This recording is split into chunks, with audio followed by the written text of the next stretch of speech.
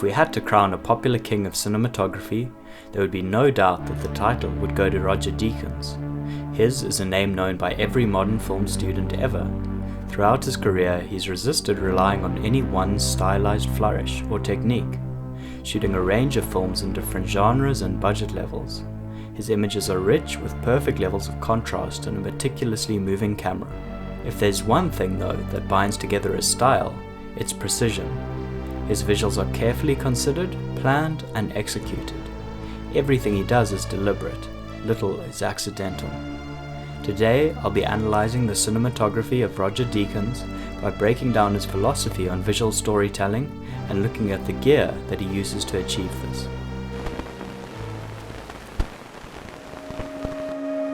Deakins is an English cinematographer born in 1949. He studied painting from a young age and would later develop a love for photography. After graduating art school, Deakins began working in the film industry as a cameraman on various documentaries, as well as music videos for popular artists. He began working on feature films in the early 1980s, and has continued with this trajectory ever since. He's worked with many famous directors over his career, such as Michael Radford, Martin Scorsese, Ron Howard, Denis Villeneuve, Sam Mendes, and of course his frequent collaborations with the Coen brothers, for whom his cinematography largely helped define the look of their films. While some might argue that Deakins has no specific style, I'd strongly disagree. His images always have a commonality of exactness to them.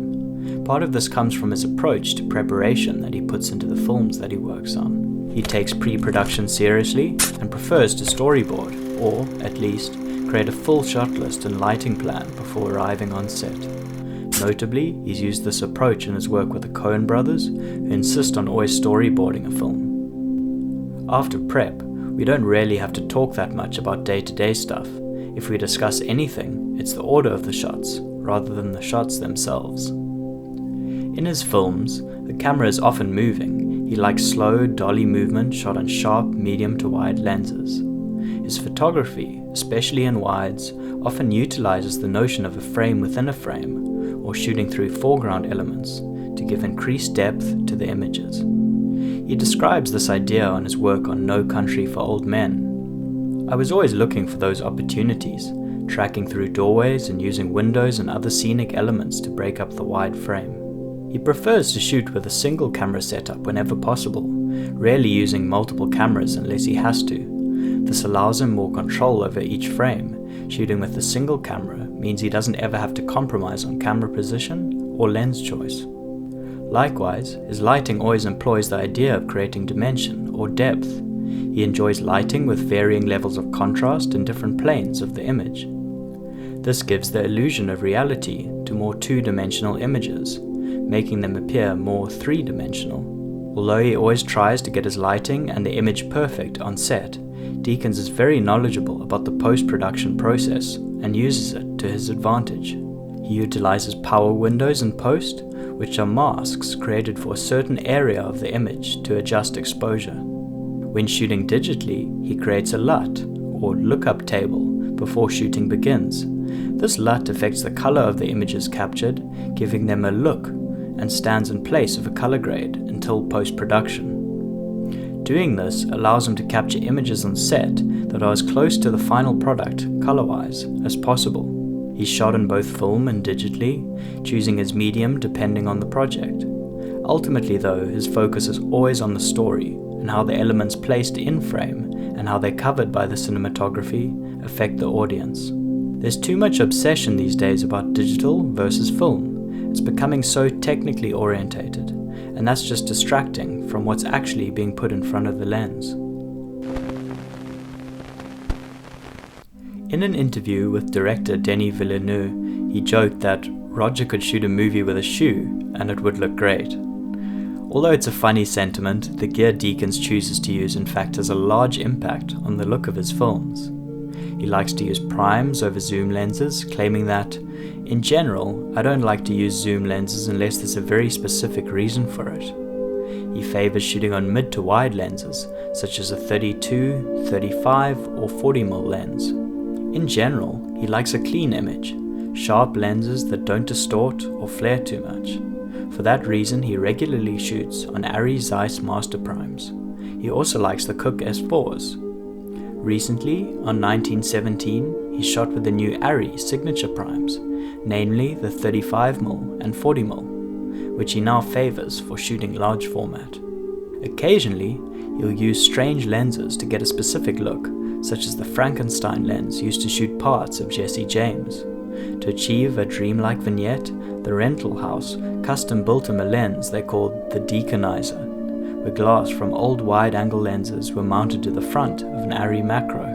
He likes shooting spherical over shooting anamorphic, claiming, "I prefer Super 35 because it allows you to use short focal length lenses. I also like the scale of the format, the intimacy.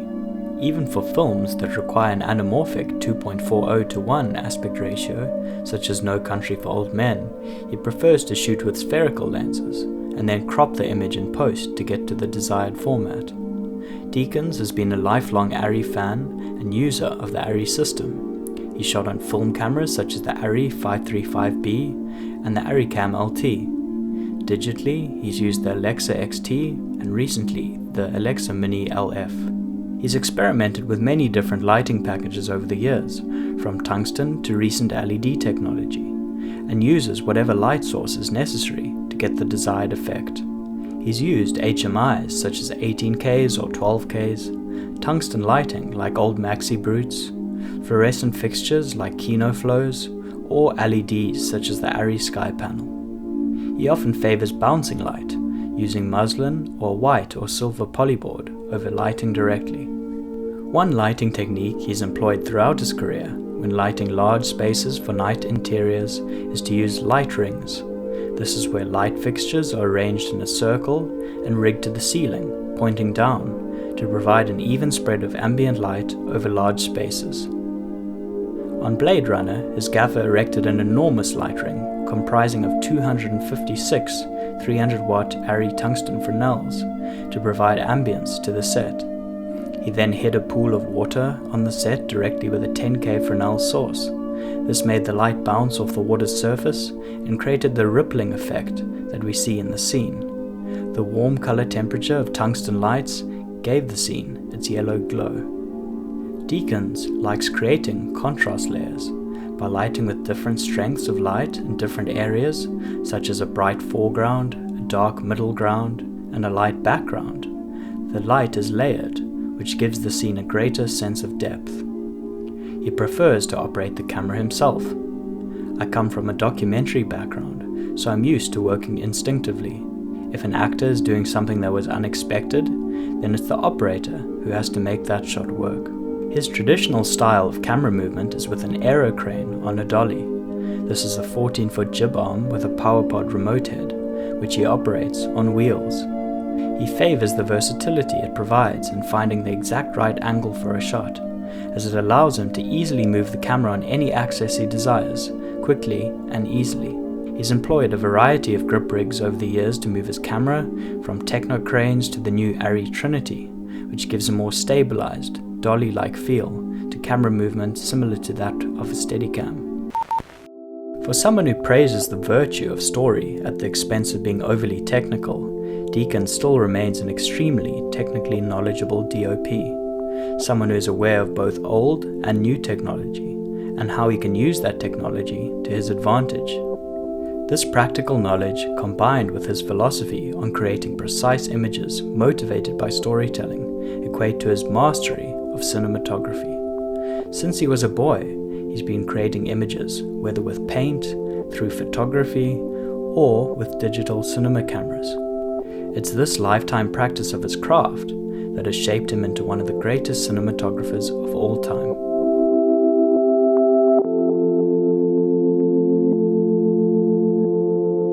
Thanks for watching this video on Roger Deakins. As always, liking and subscribing would definitely help with the growth of the channel. I'd be interested to hear if you have any other thoughts on his style or have suggestions for future cinematographers you'd like me to cover. Until then, thanks for watching and goodbye.